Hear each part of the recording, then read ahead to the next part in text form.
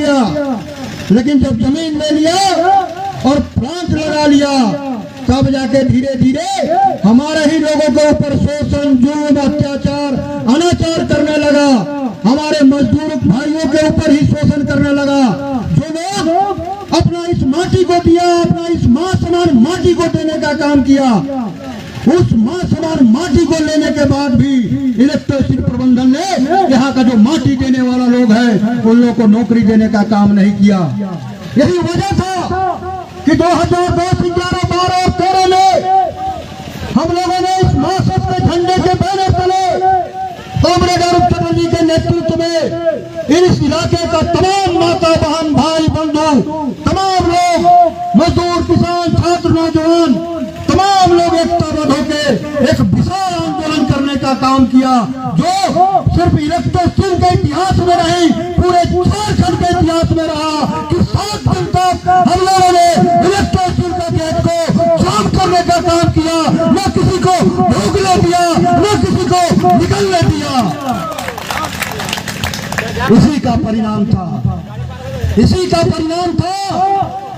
कि 526 रैयत को परमानेंट नौकरी देना पड़ा इलेक्ट्रिसिटी को। और कोल ब्लॉक में जो कोल ब्लॉक इलेक्ट्रिसिटी ही चला रहा था, वहां भी 231 लोगों को परमानेंट नौकरी देने का काम किया। और तब के आंदोलन में, वो 7 दिन का 9 दिन का आंदोलन में हम लोगों ने इलेक्ट्रिसिटी से एग्रीमेंट कराया था। वो एग्रीमेंट आज भी हम लोगों के पास है कि यदि तुम्हारे यहाँ जितना भी लोग काम करता है उसमें 70% लोग यहाँ का स्थानीय बेरोजगार युवा होना चाहिए। ये हम लोगों ने एग्रीमेंट कराने का काम किया था। आज हेमंत सरकार 75% स्थानीय लोगों को नियोजन की बात करती है, लेकिन आज से 10 साल पहले ही अरूप चटर्जी के नेतृत्व में हम लोगों ने एग्रीमेंट इलेक्ट्रिसिटी से कराया। लेकिन इलेक्ट्रिसिटी प्रबंधन उस समय आंदोलन से डरकर, आंदोलन से घबराकर जो हम लोगों के साथ इकरार किया, जो हम लोगों के साथ कमिटमेंट किया, उस कमिटमेंट को भी वो धीरे धीरे भूलता चला गया। और इलेक्ट्रिसिटी क्या किया, फिर धीरे से अपना मुनाफा कमाने के लिए धीरे से वेदांता को भी बेचने का काम कर दिया, इस कंपनी को।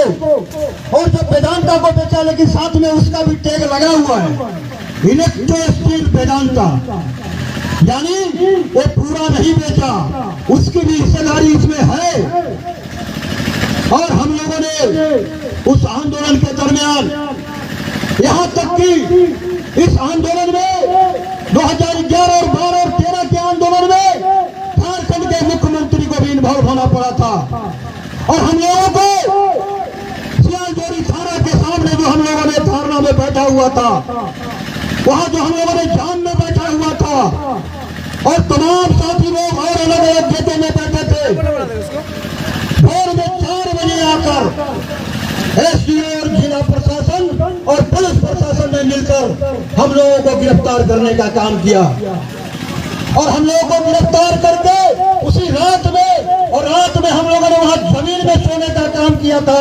हमारा विधायक अरूप चटर्जी खिचड़ी खा के वहां जमीन में सोने का काम किया था। और जमीन में सोते हुए 4 बजे सुबह में जिला प्रशासन पुलिस बल के साथ आता है और हम तमाम लोगों को गिरफ्तार करके 8-10 बसों में भर के रामरुद्रा स्कूल के ग्राउंड में ले जाके छोड़ देता है। लेकिन इसके बाद जैसे ही सुबह ये हवा उठी कि माननीय विधायक अरूप चटर्जी के साथ में आंदोलन करने वाले तमाम आंदोलनकारियों को गिरफ्तार करके खास जेल भेज दिया गया है। मैं धन्यवाद देता हूं माता और बहनों और यहाँ के नौजवानों को, यहाँ के किसानों, छात्र नौजवानों को कि उस जो हम लोग का गिरफ्तारी का बात जो सुना, उसके बाद पूरा गांव का गांव खाली हो गया। और पूरे गांव के गांव माँ बहन भाई बंधु जितना लोग था, सब हाथ में टांगी, फरसा, लाठी, कुदाल, हसुआ, बेटी जिसके पास जो मिला वो लेकर इलेक्ट्रिसिटी थाना के पास जाम करने का काम किया। मैं धन्यवाद देता हूं उन माता और बहनों और यहाँ के नौजवानों को, यहाँ के लोगों को कि जो आंदोलन में हम लोगों का भरपूर साथ दिया। इसी का परिणाम हुआ कि हम लोगों का जीत हुआ था। और आज उस आंदोलन के 10 साल बीतने के बाद इस इलाके में कोई लोग भी, जितने भी आपके विधायक हैं, सांसद हैं, जिनको आप लोगों ने वोट देकर जिताने का काम किया, वो लोग इस कंपनी के साथ दलाली करने का काम किया, इस कंपनी का मुनाफा में हिस्सेदारी लेने का काम किया। वो लोग आज तक कभी लड़ने का काम नहीं किया। और फिर से जब इलेक्ट्रिसिटी और वेदांता कंपनी का शोषण, जुल्म, अत्याचार जब बढ़ने लगा, तो फिर से आप तमाम रैयतों ने, आप तमाम किसान, छात्र, नौजवान भाई बंधु ने फिर से इस लाल झंडा को पकड़ने का काम किया और आप लोगों ने हम लोगों को आमंत्रित करने का काम किया कि आपकी लड़ाई हम लोग लड़ेंगे और हम लोग हमेशा ईमानदारी के साथ लड़ते हैं। तब भी हम लोग ईमानदारी के साथ लड़े थे, आज भी हम लोग ईमानदारी के साथ लड़ेंगे, ये हम लोग कहने आए हैं।